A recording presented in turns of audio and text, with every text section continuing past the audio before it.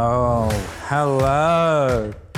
So it's one of those movements that we don't tend to do in our everyday life. Not when you're my age. Right, and then back the other way. Okay. But our ribs can get so stuck, our thoracic spine, that middle part especially. And if we have stuck intercostals and stuck spine and ribs, our lungs can't expand. If there's any part of this video that's going to go viral, it's It will be this bit right now. With an imaginary hula hoop around you.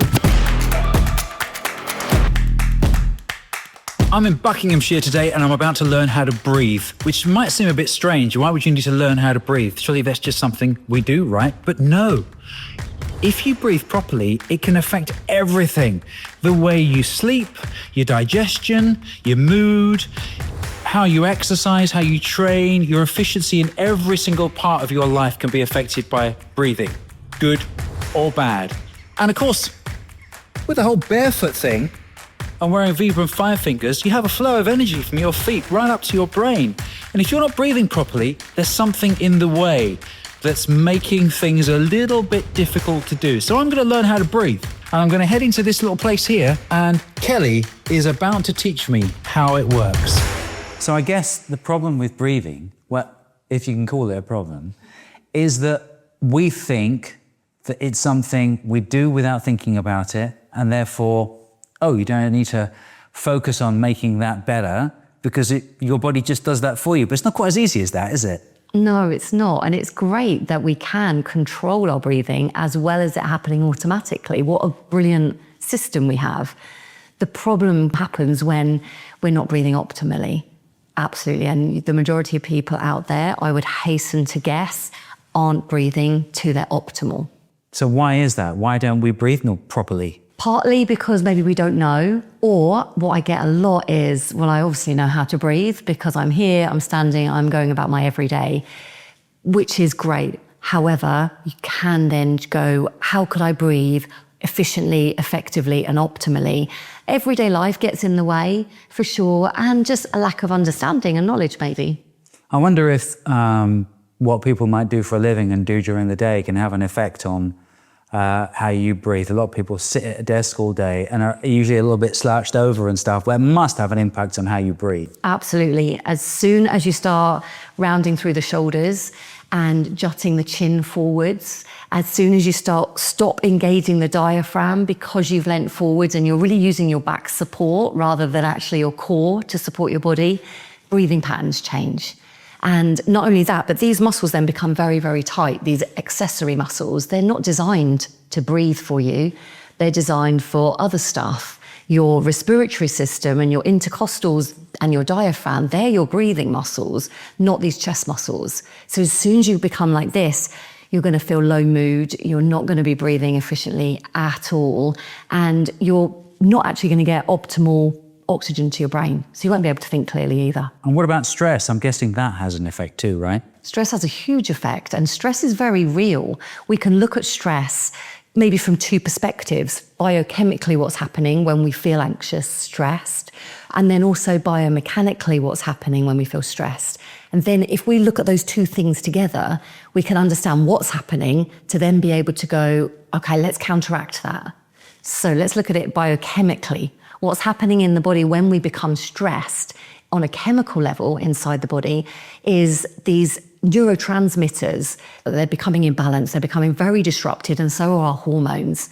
So the hormone serotonin, that's going to be reduced. So we're not going to feel calm. We're not going to feel anything like awake and alive and happy.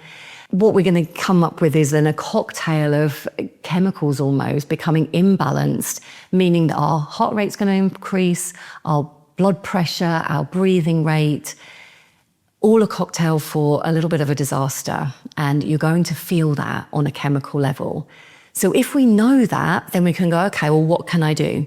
What can I do? First of all, is take a deep breath to start to rebalance our neurotransmitters and our hormones. Because that's what people say when they meet you in a stressful situation or something. They just sit down, take a deep breath. That's almost something that people say without really giving it a second thought. But there's actually some science behind that. There's science behind it, and it can be quite frustrating to the person that's hearing those words. Well, just calm down, take a deep breath. In the moment, you don't feel like you can. You're short of breath, or you're over-breathing to try and rebalance. So actually understanding what's happening and saying to yourself, breathe. Breathe through the nose, breathe deeply. You're going to then reset the balance. And also from a mechanical side, well, what's happening, I'm rounding my shoulders, probably tension is creeping into the body. So no way can your breathing respiratory system work effectively. So could you change your body position if you're feeling stressed? Have a stretch, maybe take those deep breaths so that the muscles relax. Or like you said, take a moment, sit down, take yourself outside. We know the healing effects of nature. So the oxygen is perfect out there. Make your diaphragm work harder, better by breathing deeply. Then maybe it makes sense and you actually do it. We haven't touched on sleep yet because, open up another can of worms. But sleep can be very disrupted if you're not breathing properly. And I guess if you're in a stressful situation all day, or maybe suffering with anxiety, and then you go to bed with that, what's the impact of all that accumulated bad breathing during the day? How's that going to affect your sleep? So look at how important breathing is, because sleep is so important. If you were to go for a health check, we'd always talk about sleep. And sleep is fundamental to cell repair. And if you're not getting enough sleep, but enough quality sleep, then your body isn't going to repair itself. And if you have dysfunctional breathing all day, and you said about stressful environments, stressful jobs, stress that people are experiencing, think of stress not always as that negative so much, but any stress on the body, so any physical work. So I actually see it quite a lot with people that talk a lot for their jobs. Generally, you're hyperventilating if you talk a lot. If you watch the most experienced speakers, they will talk very slowly and they will almost take a sip of breath in through the nose after each point that they're wanting to make. We haven't learned that in our jobs. So what's happening is if you've got a job that you talk a lot, or posturally, like you mentioned, you are rounded quite a lot, switching off your core muscles so they're not actually doing the work, you're going to experience stress. And it's not just that stress as in, I had a really stressful day. Some of the stress is going to come from speaking all day, or being at your laptop all day, being in meetings all day.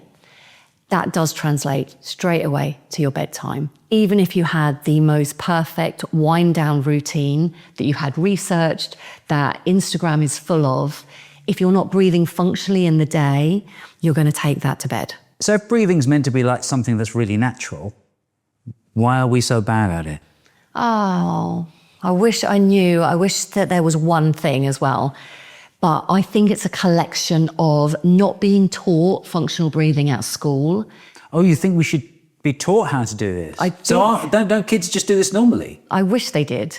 And being a school teacher for many, many years, I have been in the classroom and seen it. And you can see, you pick up very quickly, as soon as you start understanding this stuff, you can pick out somebody that is breathing efficiently and somebody that isn't. So just put a pin in that for a second. So if we're talking about kids, surely something as fundamental as breathing should be something that we can do from the womb quite normally, and we should be really good at it. Like in the same way that young kids are really good at squatting, and then as we get older, we forget how to do that. And maybe even running to a degree as well. Kids will run around in the garden with nothing on their feet quite normally, but then as we get older and start developing bad habits, then that's when it all starts going wrong. So you're saying to me that with breathing, that's not quite the same way?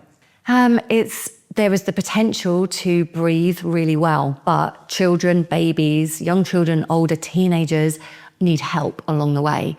So with a bit of education, so if somebody had learned functional breathing patterns as an adult and then had children, they would have that natural ability to notice when their child isn't breathing well. And it is really interesting because I'm going off on a little bit of a tangent, but some behavioural issues that happen in school that are picked up on can be completely misdiagnosed because that child isn't breathing properly. Because if a child isn't breathing properly, just like an adult, their body isn't getting the oxygen it needs, all of their organs. So that means they're suboptimal, including the brain. Yeah. So if the brain is not receiving the optimal amount of oxygen, then they are not going to be able to concentrate at all. They're not going to be able to process information. Two big parts of school life, especially after foundation age. So we can get these children that can't pay attention, they misbehave, they can't sit still, all of these things that gets misdiagnosed.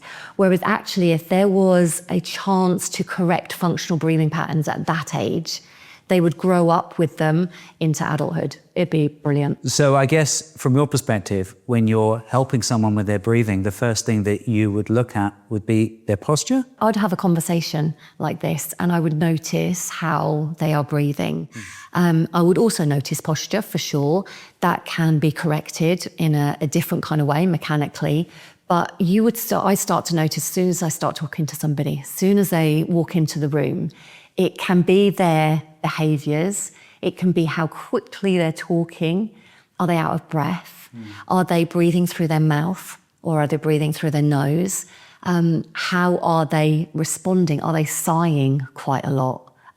It's all very interesting. It's like being a bit of a detective without even having to ask any questions. Right, come on then, assess Okay, me. I know. Right, you knew that was coming, didn't you? So what's going on here? So I can quickly tell that you talk a lot for a living and present. It's quite easy to tell that because when you're not talking to me, your mouth is closed and you're breathing through your nose. And everything that I do around breath training, and I do call it breath training, I can tell that you're breathing through your nose and everything centers around nose breathing. Your mouth is for singing, it is for speaking, it's for eating. Trust me, it's not for singing. My daughter actually added that one in. Whenever I talked about stuff, she said, what about singing? I thought it was quite cute. If I notice somebody is breathing through their mouth, I already know they have dysfunctional breathing patterns because when you breathe through your mouth, you're not getting some cool stuff, which we can talk about in a little bit, actually released in the nose. See your mouth as like a backup system. Great for breathing when you have a cold. Great for breathing when you are working so physically hard because you're training that actually your nose can't keep up. Then we use the mouth, but it is not the go-to, the default. So in yoga, we talk a lot about energy and how energy flows through your body, from your feet right up to your head. And of course, in between that, you've got all the muscles that you use for breathing, all the breathing organs. If you're not breathing properly, but you might be doing lots of other things, right? Then that gets in the way, right? And stops the flow of energy. Yeah, it does stop the flow. And we are energy, right? We're a collection of chemicals and electricity. And if we have energy that's stuck because of poor posture, perhaps, and that can be around our breathing and respiratory system, then energy isn't going to flow, just like blood isn't going to flow efficiently and properly.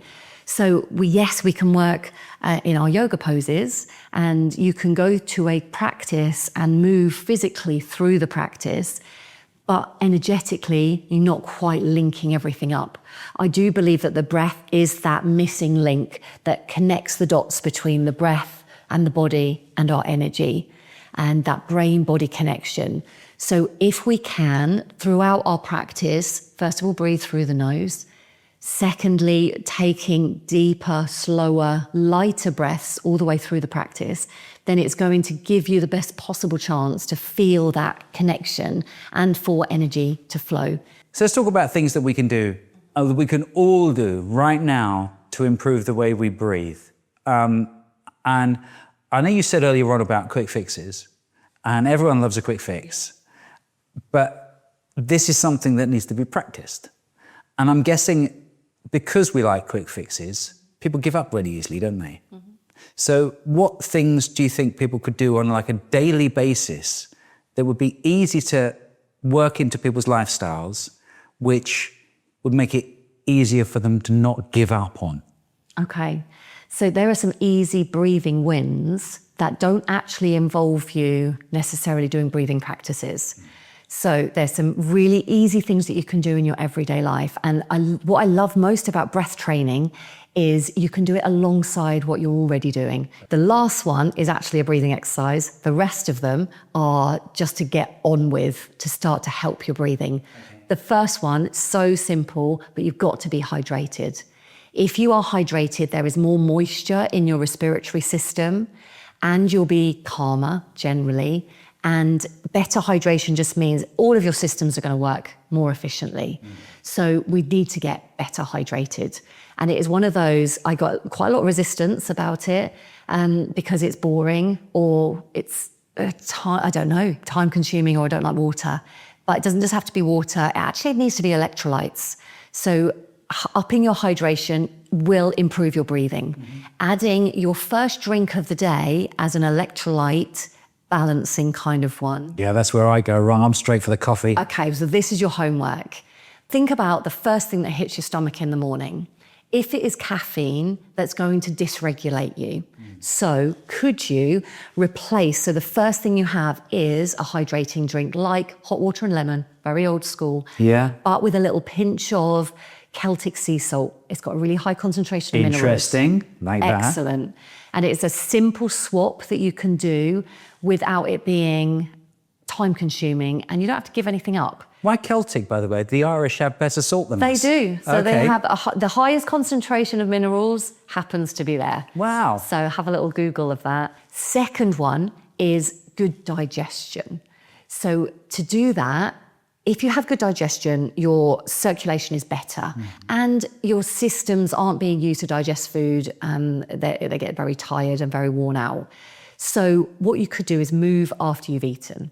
That sounds a really simple thing, and it's contradictory to how I was always taught, because you couldn't possibly go for a walk or a run or a swim after you've eaten. However, if you move even just some heel lifts underneath the dinner table, try it. After you've eaten, your digestion will improve, and with good digestion comes good breathing. So it's an easy swap, it's an easy win, an easy breathing win. Interesting how you're giving all these tips out, but we haven't done any breathing yet. I know, because the breathing stuff is what people will see as the exercise.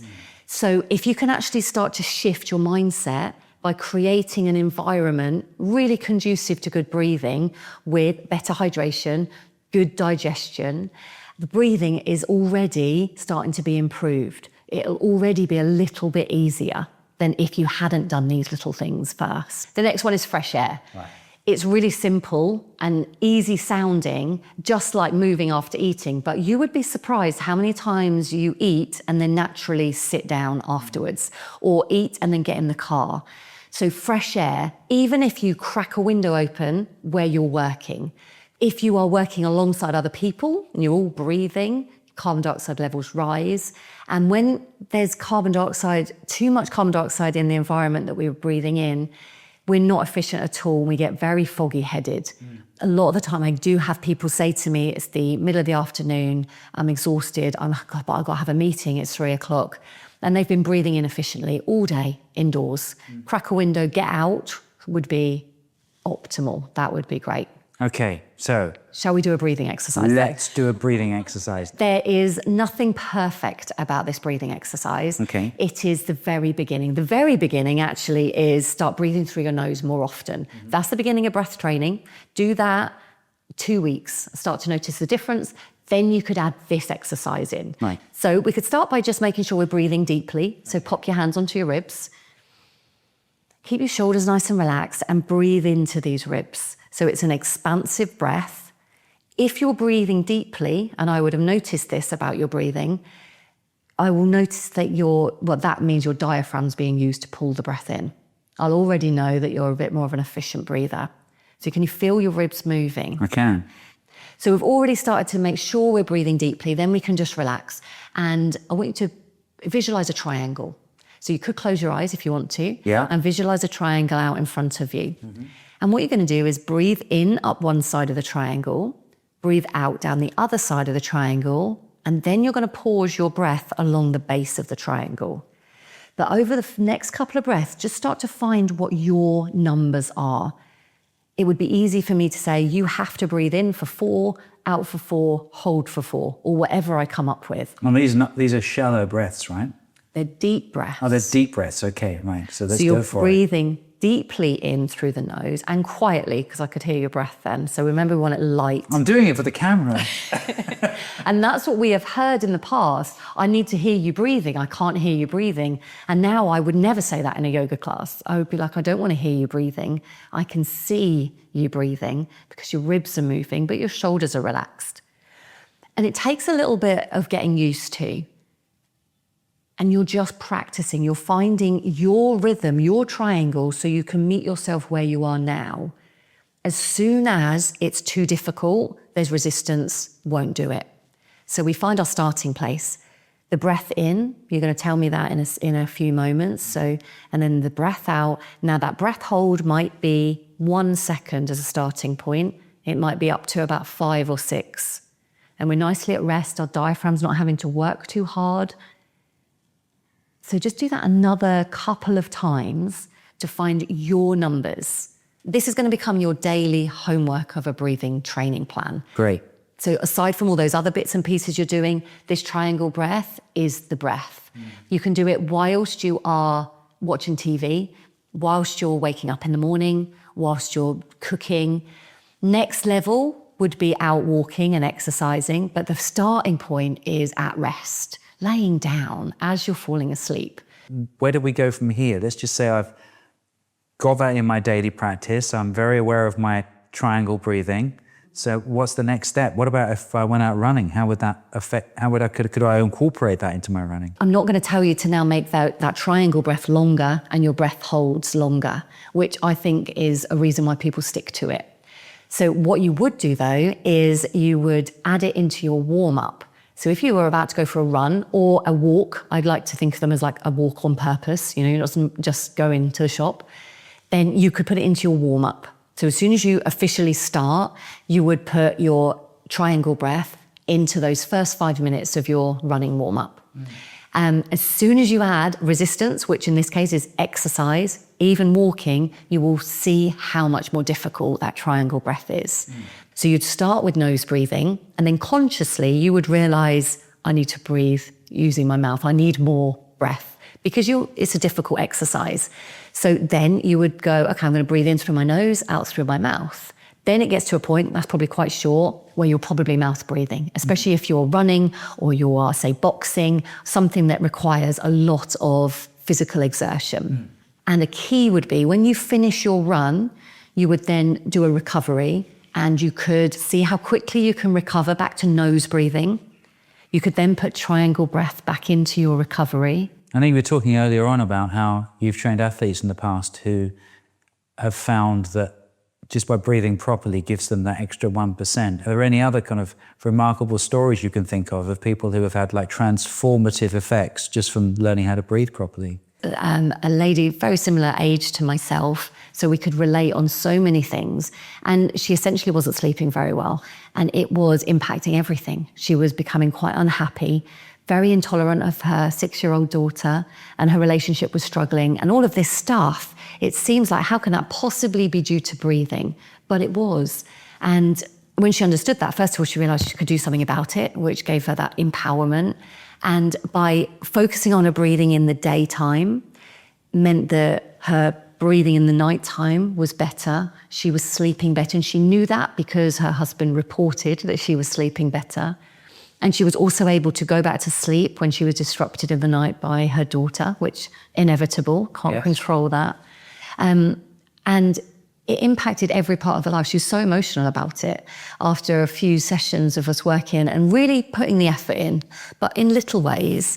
And it saved her relationship, and it's, you know, saved that connection that she had with her daughter, which I think was beautiful. So, final question then. If you could teach the whole world something about breathing, what's the one tip that people can take home with and think about? Shut your mouth.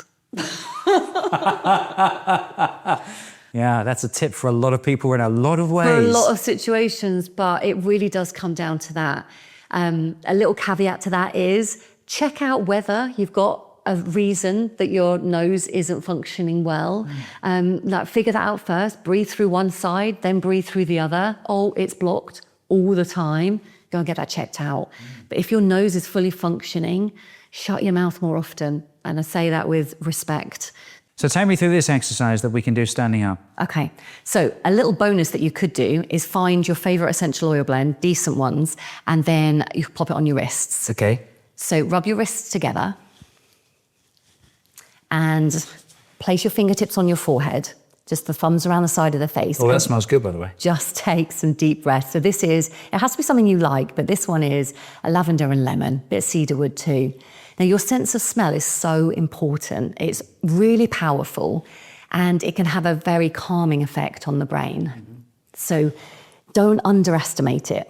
After you've done a few deep breaths, already we've calmed the nervous system, even if it's just a little bit. These movements then to come are great before you, well, any time, but great before you do any kind of breathing training. So you can come and bring your hands down by your side. Excellent that we get to keep our shoes on because they feel the ground. Because they feel the ground. Okay, so you would start just coming up onto your heels. So just coming up on the heels and back down again. A very overlooked movement. Great to do after food if you haven't got the ability to go out for a walk or you're just short on time. Because there is a muscle, a very cool one, in the calf called the soleus muscle. Yes. And it has a very good ability to soak up glucose from the food that you, from your blood, from the food that you eat. So we want to do that. That's a great aid to digestion. So that's a little tip. Those two are little bonus things that you can do before these movements. If you ever see me in a restaurant doing this, you'll know why. Yeah, many people now do that. You can do it sat down as well. So you can do it very subtly, so no one even has to see that you're doing it. Then we need to think, okay, how does my spine move? I want to put those movements in, because otherwise your ribs and your intercostal muscles, your diaphragm can get a bit stuck. So we think about, okay, curving and extension. So if you take your arms out nice and wide, I'll move back a little bit. Okay. You can breathe in.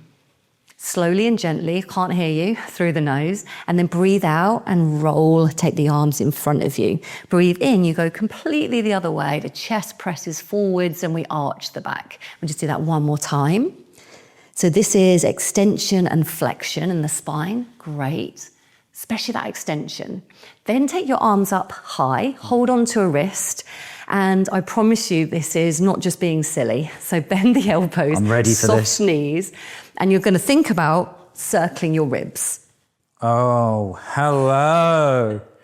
So it's one of those movements that we don't tend to do in our everyday life. Not when you're my age. Right, and then back the other way. Okay. But our ribs can get so stuck, our thoracic spine, that middle part especially. And if we have stuck intercostals and stuck spine and ribs, our lungs can't expand. If there's any part of this video that's going to go viral, it will be this bit right now. With an imaginary hula hoop around you. Okay. All right, we still need a couple more movements in the spine. So if we take one arm up, the other arm down, and we just lean over to the side. Nice, soft through the knees, so we keep everything I do like that movement, that's nice. Yeah, right. We'll do the other side so we're nice and even. So we get that lateral flexion. And there's one more movement that we need to put in. So if you come on up, bring the hands one on top of the other, take a breath in here, and we're going to twist. Keeping the hip bones facing forwards, we're going to twist around to one side, and then we just slowly keep breathing and we twist around to the other side. There are a few things cracking right now. Right. In a good way. So it can be part of your kind of warm up for exercise. It can just be part of your day. And then that's it. So move the spines in all the ways that it can move. Then add a breathing exercise. You've already taken some deep breaths with that essential oil, and you did a few heel lifts to help your digestion. That could be a great training program.